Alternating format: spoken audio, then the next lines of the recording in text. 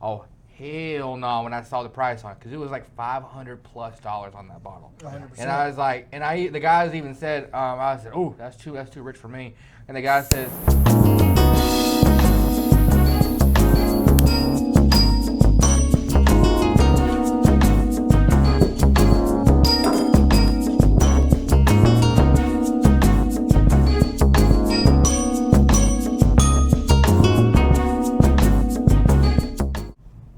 Hello. And welcome to another oddly weird episode of the WTF? the Whiskey talk. Wow, you are messed up today. Yeah, I Whiskey, know. Whiskey. tobacco. Fellowship. We've gotten this right many times. He's having a hard day. It's okay. The specialty bourbon will lighten him up. Thank you for being here today. We're enjoying some nice sticks. This is the My Father episodes, and we are sponsored by My Father Cigars. Mr. Eric, as you saw in the previous episode, has given us some wonderful sticks to try. So remember, like, share, subscribe, all the stuff. You know what it is. And today we're going to be drinking a bourbon, right? Yes, It's a bourbon. It is made by the illustrious Buffalo Trace. One of the most notorious brands in the world. Yep. And we're going to get into more detail about it in just a moment. But today, what we are smoking is going to be the Don Pepin Garcia Vintage. This thing is a Nicaraguan Puro. Oh, Puro. Yes, sir. Pure. Wrapper, binder, and filler are all Nicaraguan. It's a full body. It's a beautiful stick. I I'm highly. a full body. Yeah, absolutely. And the great thing about this thing is, yeah, go ahead. No, you can't do it. No, you can't do it. It's impossible. Did you already prep it? No, you didn't. No, I didn't either. It's okay. You're both are just. We're just gonna. They'll prep it while So I'm talking. rolling it. Yeah, There we'll you just go. prep it while we're talking. I'm just going to keep spelling.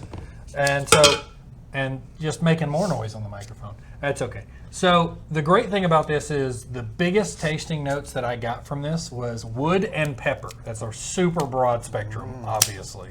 But we're going to see what our defined palates pull out of this thing and see what we can go with it. Okay? I would love to. Right. I have And the most refined pellets. the great thing about this, y'all, is you're going to thoroughly enjoy this, specifically because the Don Pepin series, anything with that name on it is fantastic. And then on top of that, the MSRP for this thing is roughly around $14. Really? Ooh.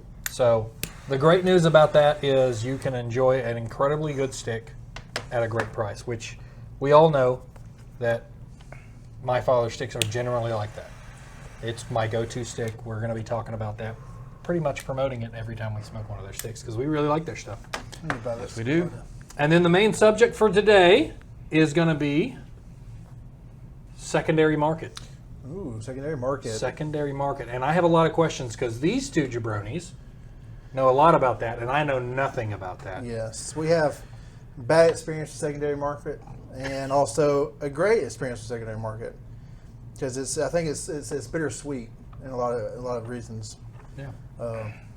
Now we'll get more into it with the various of prices between secondary and MSRP, but I think What is MSRP? What is that? it's must sell retail price. I mean that's the lowest bottom dollar that you can sell it at for them to make a profit, basically. All right. So that is the manufacturer's suggested retail price. That's but So it's the suggested minimum. retail price. Right. And so for anybody going out there,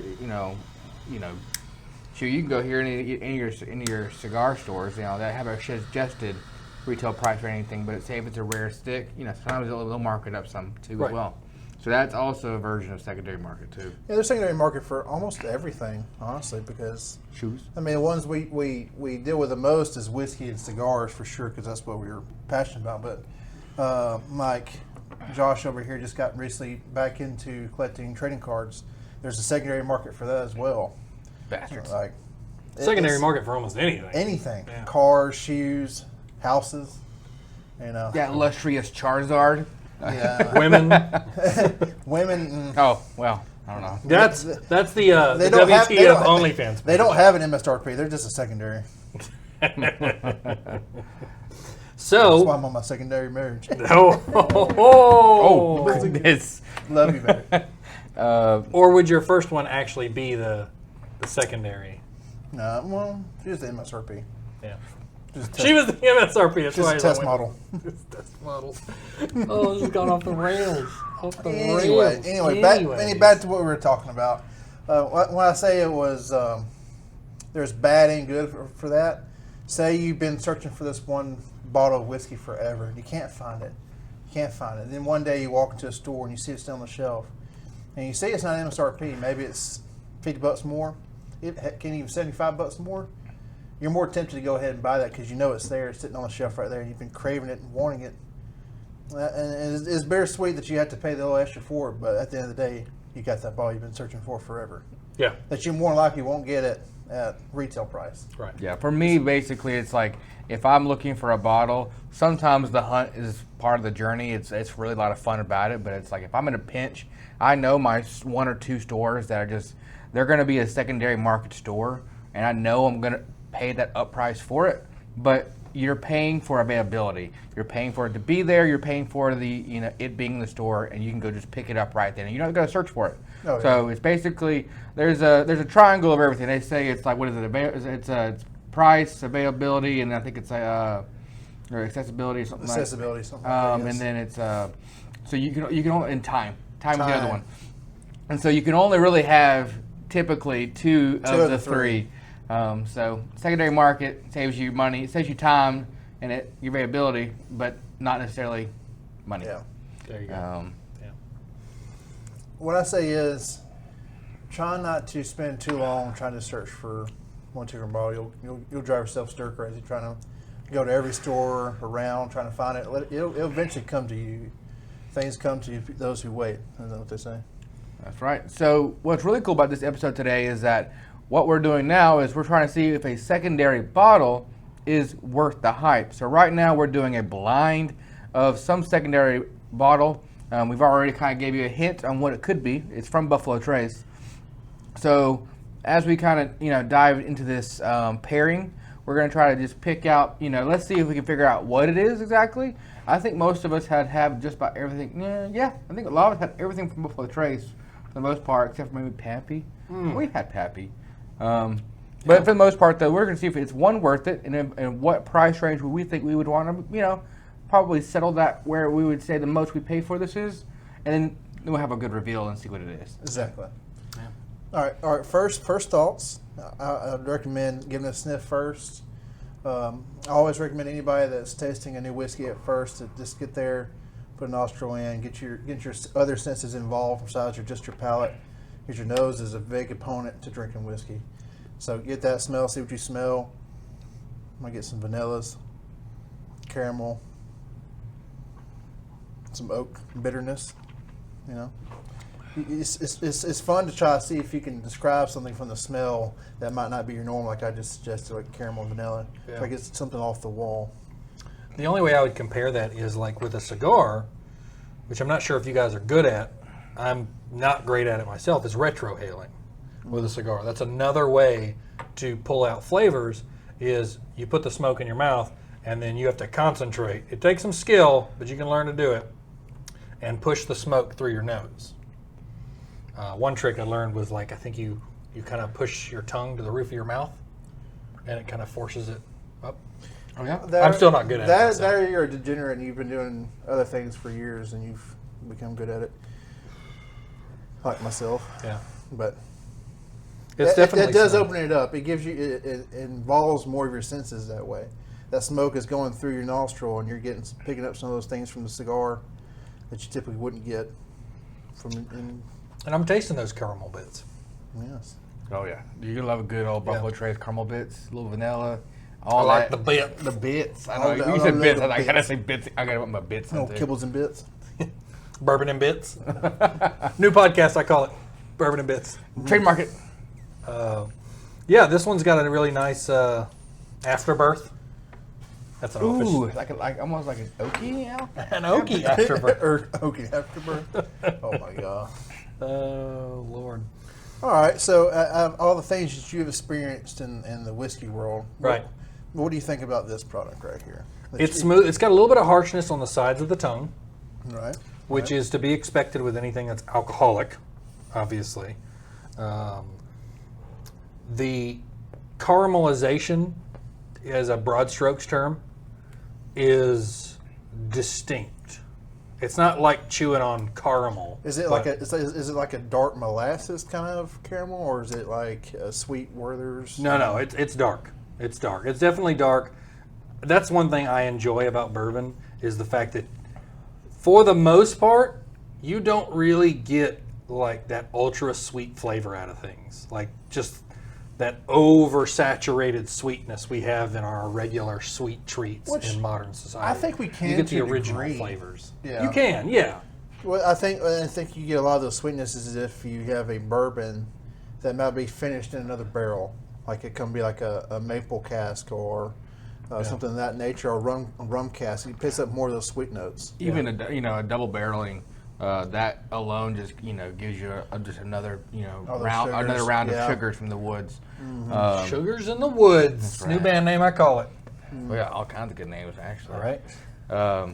But yeah, there's nothing better than just the natural woody flavors you get from this, with the sugars coming from that as well. So I mean, it's really good. I definitely everything Buffalo Trace makes is going to be really good. Just depending on where do you think it is on their tier list is the question. So I didn't get any of the, like, a bottle of Buffalo Trace. I don't get that from this. Really? Yeah. Because I know I drink Buffalo Trace on the regular. And I don't get that from this. All right, what's your go-to Buffalo Trace product?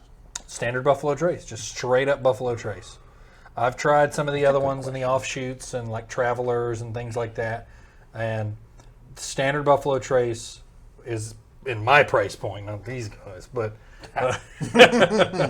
it's the standard one. I enjoy it. I like everything about it. And it's, one thing I love about bourbon is a good bourbon has enough of the harshness that you don't want to like keep tipping it back.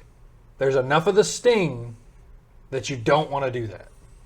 That's one thing I've enjoyed, especially since you guys have really introduced me to bourbon, is finding the good stuff that isn't so quote unquote sweet, that you can just keep pushing and get really drunk really quick. You get some of this good stuff that I've had at y'all's house, and you're just like, yeah, I don't want to take a shot. Because at the end of the day, we're not a bunch of 20-year-old party girls from college. We're not doing shots, just like backing it. Because when you're just downing it on a shot, it's going blasting through all your palate, straight to your gut, and you're just getting that immediate reaction to your liver getting demolished. What was that story that Max told us that he gave that one of his friends that bottle of soup? I think it was a Stag or something, and they were using it to make rum and Coke or like Jack and Coke, but they were using the Stag. And he goes, "Oh, are you serious? What?" He's like, Now, that might have been my story, honestly. "Oh, unpopular opinion. My opinion is, Unpopular. if you bought your whiskey, you can do whatever you want to with that whiskey. I agree." Now, is it kind of sacrilege to pour a $200 bottle of whiskey into a soft drink? Yeah, Yes. that one's hard. It's like for me, it's hard. It's rough. like for me, like a good, old fashioned is 100% on the table for anything. Because then an old fashioned is trying to keep the Now, whiskey you have given me intact. crap in the past for making cocktails with certain whiskeys. Oh, yeah, definitely. And it was Buffalo Trace product as well. So It was, But it was. I can't remember. Was it an old fashioned or was it something else? I think it was a whiskey sour. It was a whiskey sour. Yeah. So I don't know. Yeah, no, it was actually Gold Rush. It's a Yeah, variation yeah, of very whiskey sour. similar, very similar. But yeah, so I'm not going to be too hesitant. But I mean, let's say a Pepin Coke. I mean, I'm gonna. Now, if you're a millionaire, that's like chump change. I mean, Right. Yeah. Yeah, do what you want to. I'm not going to tell a millionaire what they do with their money. What's that Penelope that's really super rare? The Penelope one. Yeah, the one you guys get at the show back in 2022. You Uh, imagine doing that so- with a Coke. yeah, something that one was the most rarest ones right now lately is the Reserve or something like that. I don't know. I forgot what it's called. Reserve. Is Or it- like one of your favorite brands, Woodford Reserve. Yeah. It's like taking some of those master blend series of Woodford Reserve, which are typically 150 and up for the price of the bottle, and it's not even a full 750 milliliter bottle. I digress.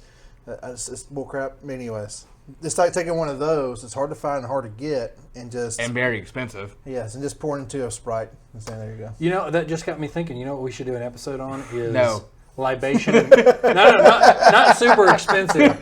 Like coming from your cabinet. from a more budget friendly bourbons, a libation and soda episode. Like, well, this Woodford Reserve and this soda go really good together, but this rum, like Kraken and Coke, don't go well together. You know, something like that.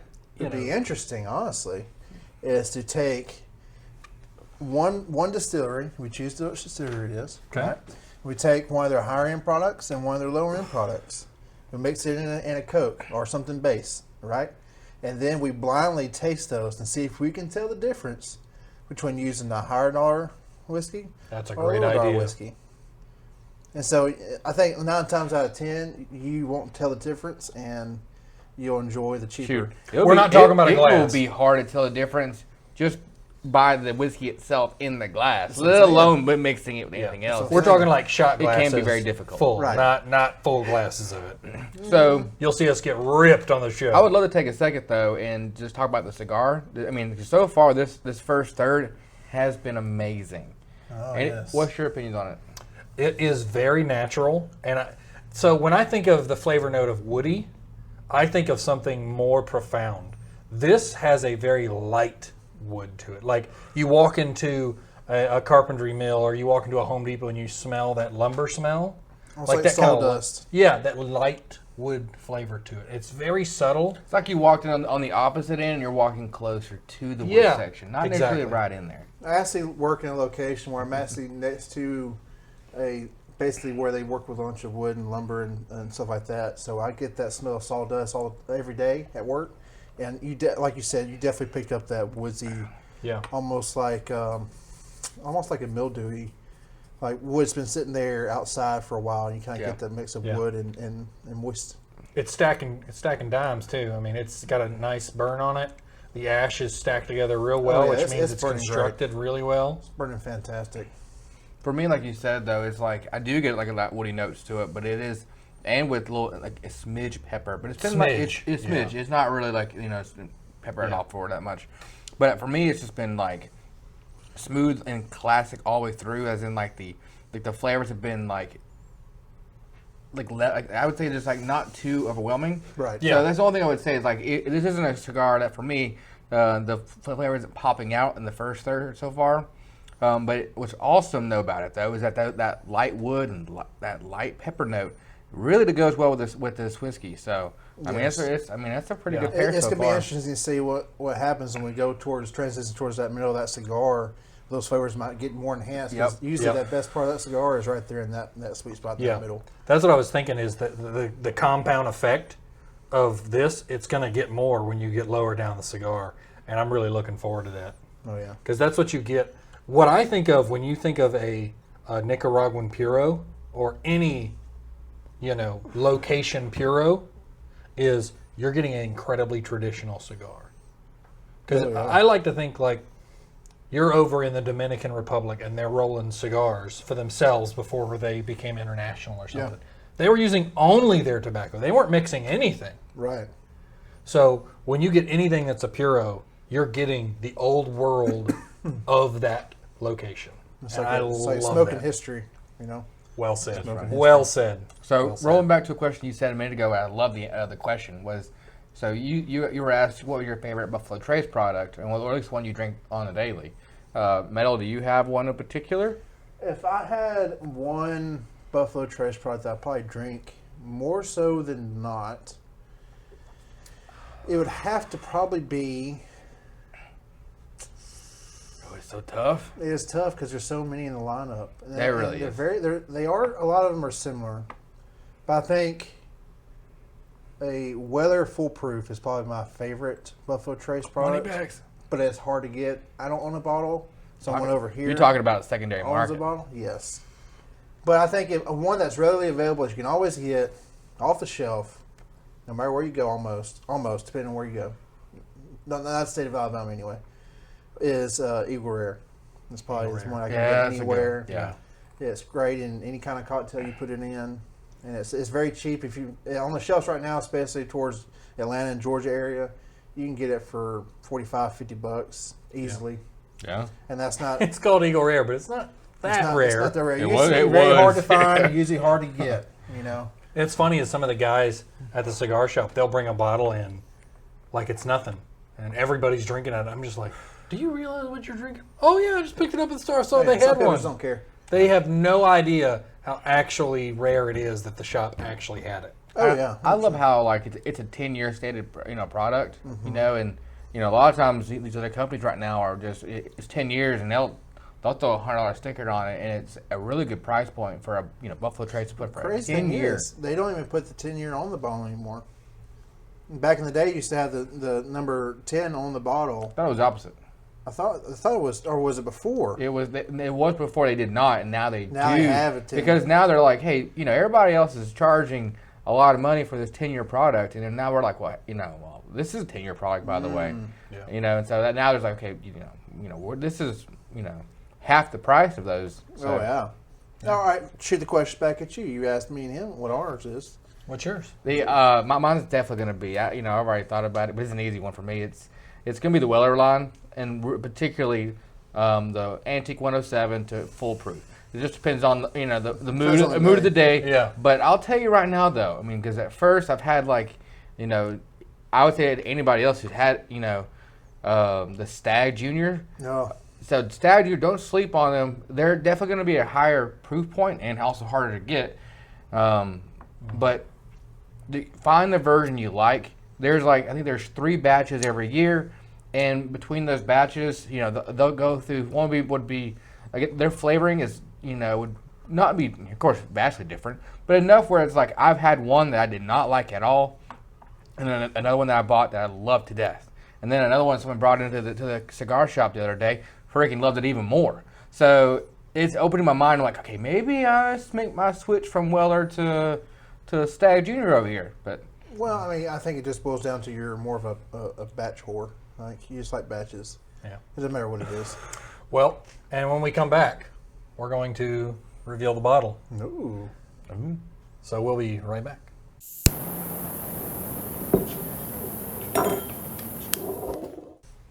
All right, and we are back. Now let's take a look at the bottle for today. Should we really quickly see what? All right. What we think it is, though. Let's get these guesses out first before. So if you think of course, Buffalo Trace. Do you have a guess? You're gonna be the one that's. I don't guess because I already know. E.H. Taylor. E.H. Taylor. Yeah. He's so hard. I guess I was top between E.H. Taylor and probably like the 107. But I think it's 107 is a little sweeter, so I'm gonna go with E.H. Taylor too. Man, it is an E.H. Taylor small batch. Wow. So that's super unique that I identified that. Mm-hmm. Like for him, that's a 50-50. For me, that's like rare as hell that I would identify. Yeah, I'm really proud of you. Yeah. Now this is E.H. Taylor small batch. It is from Buffalo Trace, as we discussed. It was right at Colonel E.H. Taylor Jr. was the basically owned Buffalo Trace back in the 1800s, late 1800s, and he was one of the pioneers as far as pushing the Bottle and Bond Act of 1897. And basically what he did is he wanted to make sure there were some standards when it comes to bourbon. So for Bottle and Bond, if most people don't know, it is a minimum of 4 years in the same rick house in a new oak barrel. Typically, it's aged a minimum of 4 years, like I said. Has to be in one place, and usually it's always 100 proof. Always 100 proof. So it's always 100 proof for a Bottle and Bond. For a Bottle and Bond, and what's even crazier is that they have to have like all these records, and they have to have that. It's all state, or it's all controlled by a board, and then they have to come in actually and make sure and inspect what you're doing is what you say you're doing. Exactly. Yeah. So that's what. Basically, if you see a Bottle and Bond, you know that you're getting a legit bourbon. Like it's no fakery. It's It's authentic. It's been exactly 4 years. It's legally it has to. Yeah. And the reason they used to do bottle and bond was because people were making fake bourbon. And bottle and bond was like the government's way, or Well, actually they the bourbon would- industry's they way would- of making sure this is what you're getting. Oh right, yeah. They would fake age the product to make it look like it was darker and older than it was, and just slap whatever they want to on the adding bottle. the coloring and stuff like Add that. the color and putting whatever age statement they want to, because people just got to take their word for it. Didn't they used to? What was the thing they would put in it that would make people sick? It was like they would put something in there to make it colored. It was. There's I think some kind of root or something. It would just darken the tinge of the whiskey. Yeah. You can pretty much darken anything with in whiskey, like dirt. It might probably make it brown. I tell you, that's a great historical thing to go down. When we visited the distilleries back in 2022, the historical notes were some of my favorite parts of the whole trip, because they were just talking about why bottle and bond is the way it is. And I can still remember us standing in that old still where they showed the watermarks from the flooding. Mm-hmm. And if you want to go down a rabbit trail of history, look up why bottle and bond came about. Mm-hmm. And you will just be enthralled and shocked, and also glad that you don't live in that era anymore. right. Because people died from it. But it's definitely one of my favorite design bottles from Buffalo Trace by far. The texture of the label, The old tube. You got the signature from E.H. Taylor himself on here, and it's just the color of it makes it look like it's back from 18. And the mic might even be pulling it up, but as your hand keeps brushing against it, there's this texture. So you like it's there you go. Yeah, that's where I get in. And it's kind of got like a faded canary yellow on it, with the history notes on it. It's got a picture of the old distillery on one side, his signature across the front. Even himself right here. Yeah, good old top a hat. picture of him. Yeah. If you're ever in that area, I highly recommend you go to the Buffalo Trace Distillery and do their tour. It's massive. It's fun. Maybe you'll catch it on the day like what we did, and we were able to watch them do their, what is that, barrel stacking race? It was the barrel. Is a barrel race basically. Yeah. And it's not what it sounds like. It's basically they're loading barrels onto a cart, basically, right? Isn't it?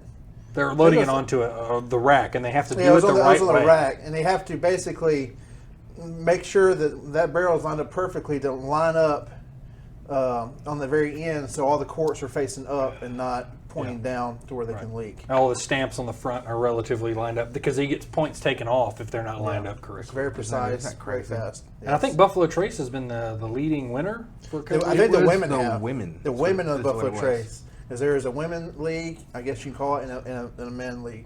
The women at Buffalo Trace have been killing it for years. Men, they kind of need to pick it up a little bit, I guess. Then again, They're probably drinking that's too back much in of it before 2022, so you never know who may have taken that title back. But They've been drinking too much of it before they do the race. That's why.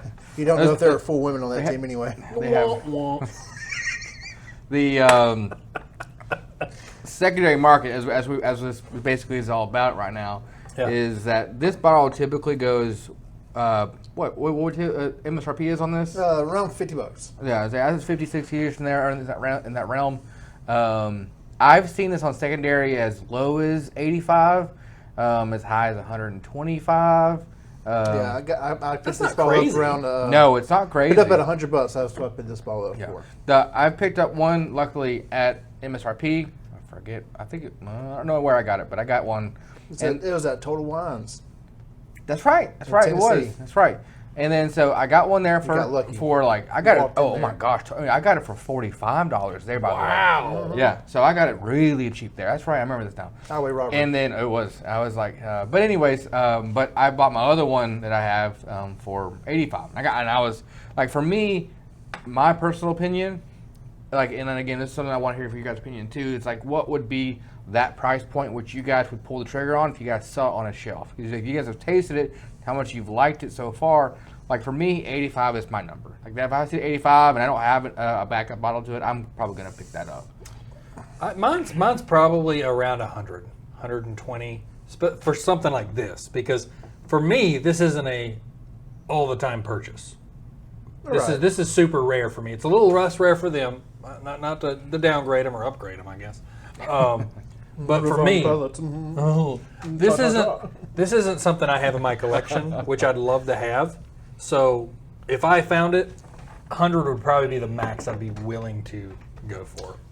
After buying it for $100, I'd probably say after having it for a while and had multiple bottles of it, I would probably say around $75-$80 is what I'd spend for it. Yeah. Now, if I'm really in hurt and I'm really just craving for it, I might spend max of like $90. Yeah. But Yeah, you just killed your last bottle, and you're like, dang it, I need a bottle on this shelf. That's me. And There's a hole in my shelf. I gotta fill it. You know? Right, and that's just being a hoarder at that point. Yeah. You know? Right. Well, just being a collector, honestly. But Now we yeah, haven't done well, one thing. You're We got plunger tips. I agree. We got plunger tips. I'd like to, and that's what we do on the show, specifically with bottles of rarity, is we want to know what that flavor is, because it's a great way, despite some people thinking this is taboo. Sacrilege. Sacrilege, exactly. This is a great way to taste the whiskey in a different manner. It's kind of like retrohaling Yeah. of the whiskey and the tobacco at the same time. And it's basically to do what you like. If you don't like, so for me, I don't always like to do it. They like to do it more than I do it. So on a cigar to whiskey basis, I'll do it. But I won't always do it. So again, at home, you can do whatever you want to do. But at least try it once. Right.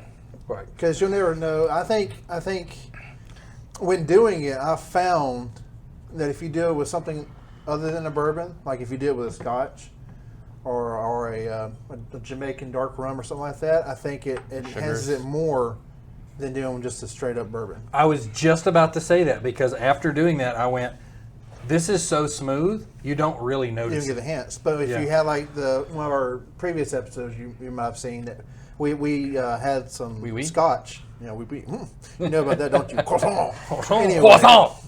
He went to France, and I said, let I everybody know he did? went. Yeah, let's How'd let you everybody guys know know he went this? there. Yeah. Anyway, we had Scotch, and I think the pepperiness and stuff like that really drew up Yeah. through the cigar. The dip on once you that was dipped it. great. It was fantastic. One of the best dips I've ever had. Ardbeg Besides fun Ardcore. dip. What? Ardbeg Ardcore is what we dipped.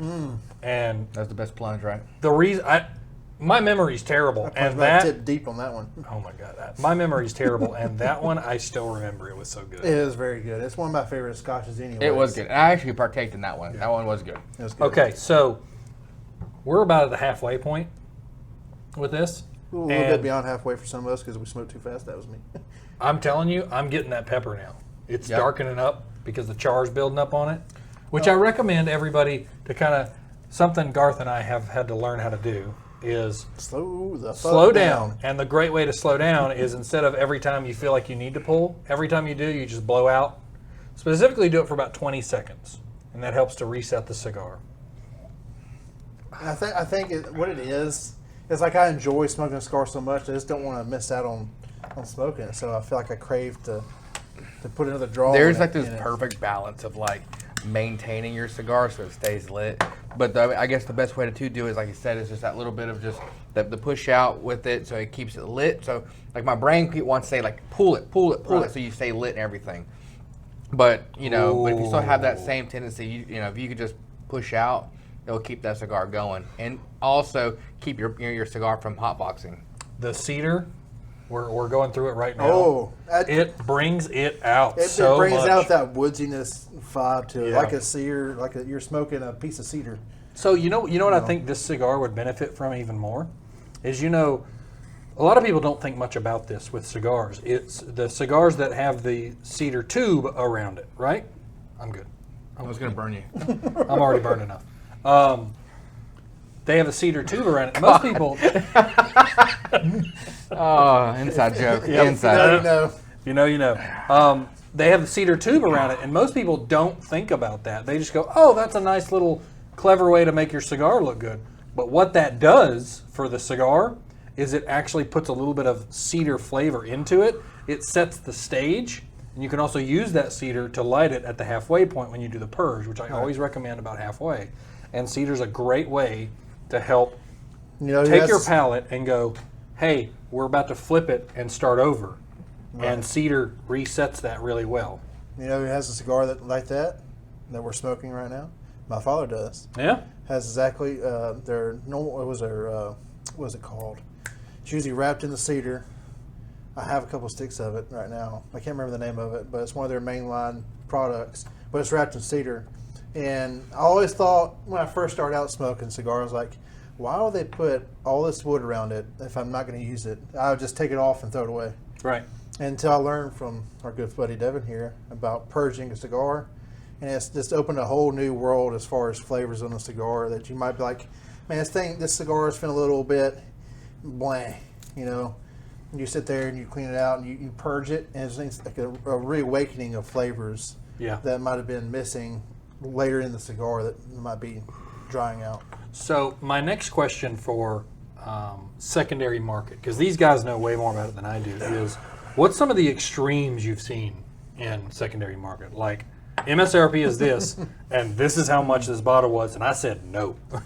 I said no a lot. I have said no so many times. It's been basically there's a term that that goes around here and there. It's called bourbon museums, and it's because you'll go in there and they'll have things so old. You know, they'll have a How old is it? Yeah. You'd so be like, old that it's throwing dust all over the bottle. Yeah, every bottle has dust on it. If you see like some of these cool products, like say the Stag will have like what batch it was from. It'd be like batch 2000, or not. 2020. 2000 didn't exist, but I knew what you meant. 2020, but it'd be like 4 or 5 years old. I'm like, this bottle's been sitting here forever. Well, they only have to sell like 1 or 2 bottles at that standard price, and that pays for most of the bottles they have in the store. So they're not really pressed to sell those bottles. They can just sell a few here and there, and get sales from their beer and other products besides whiskey, and they made their profit. But so what's some of the extremes you guys have seen? The thing is, a lot of people know some stuff from old Buffalo Trace here, like their Pappy line, their older stuff, the 10, the 15, 20 years. Those are like 20 year going for over $2,000 or more, depending on where you find it. If you can't find it, you won't find mackerel. it. Over $2,000. Jeez. Now, for most places, most MSRP, your typical bottle will probably be 2 to 3 times the MSRP. So you say for this bottle is $50. Typically find it for 100 to 150. 150 being very high end. But you can do that for everything. So if the bottle MSRP is $100, you can see that thing go for $300. But now there are the rarities where you have a bottle that's only supposed to be $50 and it's going for $300. Yep. Like Stag Junior, also from Buffalo Trace. It's basically going around that $75 range, and you'll see it go all the way up to $300. Right. And I'm like, that's where I'm like, no, $300 is ridiculous. And I've seen some crazy stores even go even higher. I guess what I can say from my experiences recently, somewhat recently during the release during the holiday season, they had a Jack Daniel's Coy Hill. I think that Coy Hill bottle goes around 100 and some change. Because usually they don't release it every year. It's a high-end product, but it's like their creme de la creme of their product line usually. It's their Pappy, basically. But I would say though, I said, oh hell no when I saw the price on it, because it was like $500+ on that bottle. 100%. And I was like, the guys even said, I said, oh, that's too rich for me. And the guy says, I just got it in today. It will sell by the end of the day. Wow. Because that bottle is so sought after. Because they know somebody will buy it. Because in that market, there's only so many that goes around anyway. So that's the problem with some of these bottles. There's always going to be someone with more money that's going to. It has to be a bottle of high demand, of high, LE limited edition. Yeah. And the thing is also like people like Buffalo Trace, they'll buy into that idea of making it rare themselves. Yeah, they'll make the bottle scarce, slowly drip it out. Oh gosh, it's terrible. Because it's money. It's about money. It's all about the. You know what it made me think about was like a bottle that I wouldn't mind paying more than what we paid was that Bruzel Oak Bower. Yeah, I enjoyed the hell out of that. I still have some, and I loved it so much. I'd be like, I'd pay double for that. You know what the difference is? What's that? One's a multi-billion-dollar conglomerate, and another one is a small or very early on small distillery. Yeah. And they can't afford to make these things hard to get or hard to come by. They just sell what they have, and that's it. That's it at the end of the day. Yeah. That's why I love supporting small distilleries, because they're putting in the time and the effort to put out a good product. and not so much about the money line. At the end of the day, it's a business. You have to make money, but a lot of times you'll find those small craft distilleries. They care about the process and the spirit that's going inside here more so, I think, than a lot of the big name distilleries. You know what's interesting about that is the reverse end with cigars is they call it boutique cigars. Yeah. Instead of small batch or, that kind of stuff. They call it boutique cigars. Craft distilleries. Right, craft distilleries. I have found that boutique cigars I'm super skeptical over. Why is that? Whereas craft bourbon, I'm like, yeah, I want to try that. Oh, I'm super skeptical. It's one of those things in the cigar industry where it's people source their tobacco from usually big name people and then put their name on it. Well, you have that in the whiskey world. It's so much a whiskey world. So basically, it being the whiskey, nerds that we are. So if we see a local company or a brand we're not really familiar with, the first thing we'll do, at least I do, is I'll look at the back of that bottle and see where it was distilled in. They have to legally say what state it was distilled and bottled in. Like this one, for example, it'll say distilled, aged, and bottled by Old Fashioned Cooper Distillery in Frankfort, Kentucky. Yeah. So basically, if your craft distillery is in Chattanooga, Tennessee, there's one in particular I love to death, and it says that it was distilled somewhere else outside of Tennessee, that gives you a really big red flag. They didn't make it. So so then, like I said, just kind of figure out where the juice comes from. I feel like there's a taste discrepancy in bourbon versus cigars. With bourbon, you're like, yeah, I can get ripped on that. I enjoy the flavor a little bit, but I can still keep drinking it. Whereas with a cigar, you may get into that first quarter and go, this is garbage. I just don't like that. Yeah, I find that, and that's me. What about y'all? That experience is less in bourbon than it is with cigars. I would actually disagree with that statement. Okay. I think, as far as, say, you got this new bottle and you've heard all this hype about it and everything like that, right? Right. And you're aside, you crack it open, and you get that first little bit of net pour in there, and you taste like, man, I just don't like that. It doesn't taste. I'm not getting anything that they're talking about on this bourbon. Yeah. But if you sit there and let that bottle open up a little bit after you get it down about right here or so, it turns into a whole different whiskey. Is that what you were saying now? Is that what you were saying? Like it's at the first third of the cigar is different experience. Like if whiskey's more like you always have the same experience no matter what. Yes and no. I mean, you get some cigars that you can taste that you're probably not going to like this for the rest of the cigar. I find that's more of a trend in cigars, that if you are not enjoying it in the beginning, you may not enjoy it near the end. That's what I was saying. Like you might not enjoy the first third of this bottle, but down here when it's opened up and got a little oxygen on it and sat a little bit, it can change that flavor. And you might enjoy the rest of that bottle. But he said though, like whiskey does change. Like I said, you may not like it in the beginning of that whiskey bottle, but like you said, it does oxidize some in the bottle itself. Right. It does, to your palate. Anything, if I always recommend, to try, go back, more than once on that whiskey. Same thing with a cigar. Always buy two of the cigar typically, because you may got a bad cigar. I've definitely had some even super high end cigars that I just got a bad leaf in it. I got a big old stem in the beginning, and it was terrible. But just knowing that the fact that always give it more than one chance. Oh, right. I would love to, because I had a thought, because we had another question, is that I would love to know on a secondary question here, is what is the highest secondary price that you ever paid for? I have one. I hate it. They're grinning. Garth's grinning like an idiot right now. I'm nowhere near as bad as Josh, if I'm being honest. Hey, well, yeah, it's true. All right, ready? Pricing. No, well, you guys. It's also too. It's like a how many X too. That's the problem. But then, like 7 times or 2 times, 3 times. Oh, as far as how much MSRP to what you paid for. I kind of got to do math. Why do you do that? You don't got to. You can just say what it is. I'll tell you. No, I'll save mine for last. What you got? My worst MSRP, and you know which bottle it is. It's probably the same bottle you're about to say yourself. What is it? The Stag Junior. Stag, huh? Yes, I paid $300 for that bottle of Stag. So and I would say some batches, if it's especially if it's a pick from a store that, and especially a store you really trust and like, I could see how that could possibly be I think. worth it, you did pay that, by the way. I know. I'm trying to think if that's the bottle I've spent the most money on. have you? So I know you have a little bit, because I know, but do you know what yours would be? The most I've ever paid for a bottle is about $150 for a bottle. Which one was that one? I don't remember. I remember. I'll be completely honest and with you. I will, because I know your cabinet almost Yeah. as much as I know my own. Yeah. Is that you actually paid for the really cool Maker's Mark, the Hartford release? You got it at a local. Oh yeah, that's right. I did. Yeah, Heart release. Heart release, yeah. Yes. Yeah. So you got the heart release.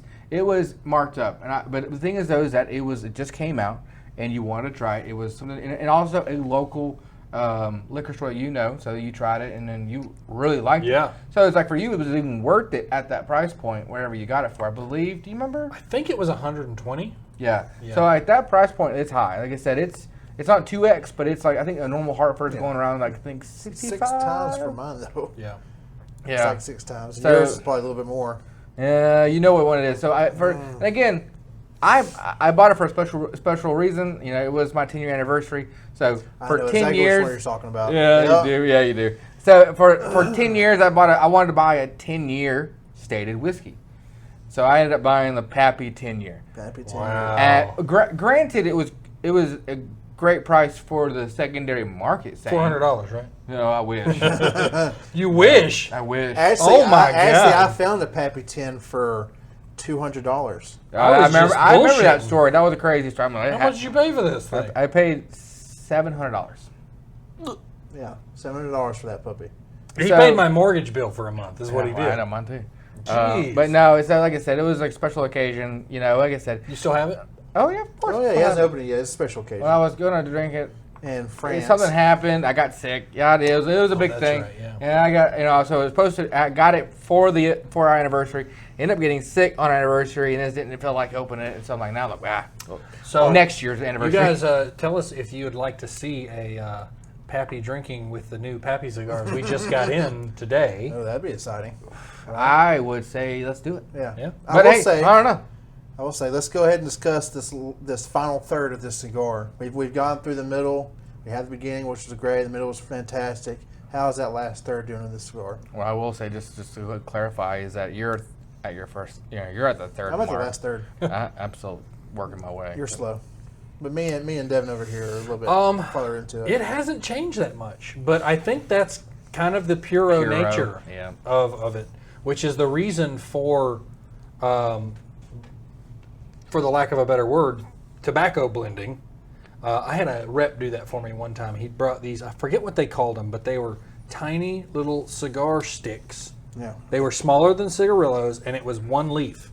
And what he did was, and there's a name for it, and I can't remember what it is right now, but he had 2 of them next to me. One was dark and one was light.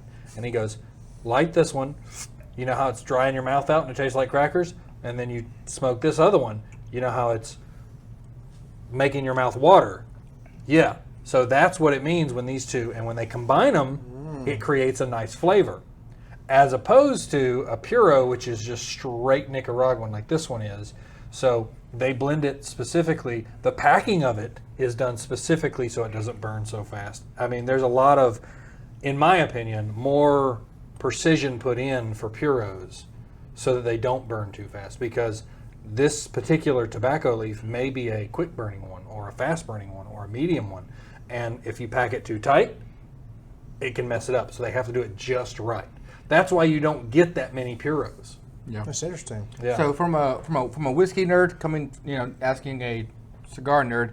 So if I get like a whiskey that is like, I would like in a puro sense, like all corn or all rye, it's going to tend to be really on the same note the whole way through. There's not going to be like huge complexity. Yeah. With that spirit. Is that same thing you say with any of these puros from cigars? I would say it's the same thing, and hence the reason we did the cedar, because Right. it helps to differentiate it just a little bit, and that's why what I always do is when I'm smoking a puro, I want to have a libation I really enjoy with it, not one that I'm okay with, Right. because then you'll just be like, this cigar's not that great. The libation you drink with it makes a big deal, and that can be, dare I say, soda to coffee to some people just do straight water, which I disagree it's what with. you like to drink and how you like to drink it. It's all depending on you. Well, yes, yes and no at the same time. I would 100% agree with you. I would 99% agree with you. The other aspect is if you're just drinking water with it, you may miss flavors because the palate cleanse of what you're drinking can help you listen to what the cigar is telling you as you're smoking it. Yeah. And puros are harder to detect because it's almost one note. We said wood and pepper. Now that's in a normal cigar. If you say wood and pepper, you're going to taste wood in this way and pepper all the way on this end. With a puro, it's going to be a lot closer together and a lot harder to detect. Yeah, and that's what I've noticed too with this one. Is Same. Is that it has been very on the flavor palette, mellow throughout the It's whole been thing. one singular I'd note. almost would say this is a really good a golfing cigar almost because you almost throughout the whole thing you're not getting like crazy I challenge. think that's a good entry level cigar for anybody. That's I'd agree. Yeah, because basically too, like when you're golfing, you don't have that focus at least to sit there and dive deep into these complex flavors of what band, the different bands, different types of tobacco that's in it. It's just it's all one note, and so you're really, or at least for the most part, it's not going to go somewhere crazy on you. If somebody's smoking an $80 stick on a golf course, they've got too much money. Then they shouldn't be smoking that on the golf course. Melo, you have too much money. We have too much money. That brings a point about the cigar. As far as cigars, how much would you spend on a secondary price for a cigar? Well, that is a great question because you get a lot of Facebook groups or social media groups, and other people on the group will be like, man, I really want, like, the Amazon basin's been a big deal lately. It finally released multiple boxes and people were able to buy some, and we were able to try them out. Well, the problem is after they're all gone this season, it's really hard to get. I'm telling you, I got phone calls up and down about that friggin' stick. And the stick's only like 15, 16 bucks. Mm-hmm. But on a secondary market, you're looking at $30 a stick. Wow. Ooh, wow. And it can jump because I am not in this market. I did not know that. The markup, I'm glad I'm not. the secondary market for cigars is almost minimum double. Yeah, that's going to be any like I said. Now you hit it completely on the head on a secondary market. So basically, the secondary market, anything that's a limited edition, that's like usually it's a one-time release. You're going to see that crazy craze to go and like I can't find it anywhere. I will pay whatever it takes to get that cigar, and that's what drives that price up. And you know what the interesting part about the secondary market and the fact that a cigar would be on the secondary market Right. is it's usually never the high-end stuff, and it's never the low-end stuff. It's all the middle. It's like the Amazon Basin, which is a middle-grade cigar as far as price points go. Yeah. It's never any of the high ends because the manufacturers know they really want that high end. So a prime example is the Andalusian Bull, which I found right out of the humidor. Like if it gets shipped in, put it in the humidor, it's good, not great. You let it sit for a month or 2 months, it's phenomenal. Delicious. And that one is an exception to the rule. But at the same time, most people in the secondary cigar market, they're like, no, I'll just wait. Right. They're not going to pay it. But something that's in the $15 range, and they're like, yeah, I'll pay $30 if you want to sell me a few of them. But they're not going to pay an Andalusian Bull price, which is $25 to $30, I think. Yes, it's around that. Yeah. 25. They're not going to pay $60 for a stick. They're just not going to do it. They'll just wait. That's interesting. Oh, yeah. Because you got high-end cigars that already can cost 40, 50, 75 bucks and higher. Yeah. They're just going to keep that price instead of doubling the market because they know there's going to be someone out there. And I think that has to do with the fact that we can drink this. This bottle of E.H. Taylor is about halfway. You'll still be drinking on this later. Oh, that yeah, cigar, I'll still, you start it, you finish it. Because you cut it off and try to smoke it later, it will not be the same. You may be able to enjoy it, but it will not be the same if you re-smoke a cigar that you've cut off. So your purchase of it is final. It's done. You lit it, you're smoking it. Which I think in the whiskey world too, like some people actually go ahead and price their bottles way higher than a typical bottle of the same would be. Yeah. Like the Found North I have, the MSRP on that thing is around what 165, 170. Yeah. I got that bottle for $185, which is like $10 above Good MSRP. price. Yeah. It's a great price because I mean you're not going to get it cheaper than $165. Yeah. I think too, it's just like it's like that. there's a certain cap on the market itself. Yeah, Like, you just- the majority of the market is in that price point. Right. That $15 to special cigar, possibly 30. And so like you're talking about a secondary price. Right. I'm willing because I think it's that good is to pay that, in my mind's top of the line $30 or 100%. But like with whiskey, like my top of the line is like 150. So like I will pay up to 150 on a great bottle of whiskey almost all the time if I know how good it is. Oh my goodness. Yeah, I just retrohaled this. Okay. that was great. Well, as he was talking, I just did that. Well, I heard you. It hurt in the beginning, and then I did the second one better. That pulls out the flavor.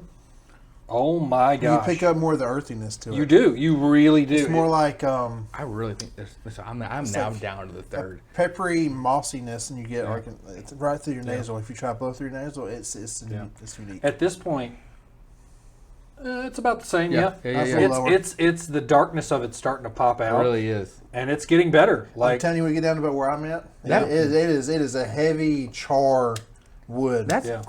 that's crazy how again like I said, just right at that point, right when you were talking about it, is that the flavors really start to all build Yeah. as it goes to that point, and then really at this point, most cigars I'm like, I'm done. I'm about done with it. It's burnt out. The flavor almost is like has amped up some. this almost makes me think of a great image.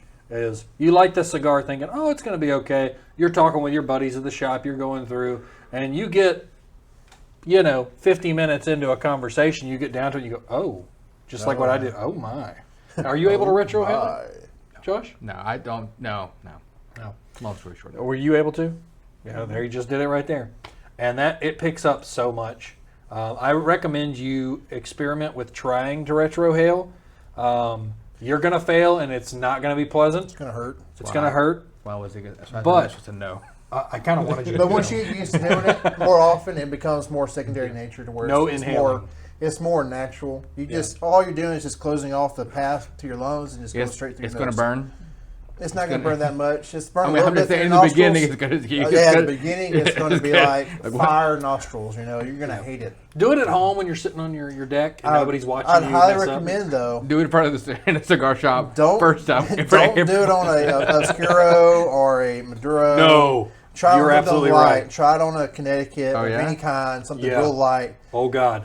A Maduro or Oscuro will rip you to Because they're shreds. just so Oh, pepper I heavy. didn't They're know that. spicy cigars. So just imagine you're inhaling a spice through your nose. Yeah.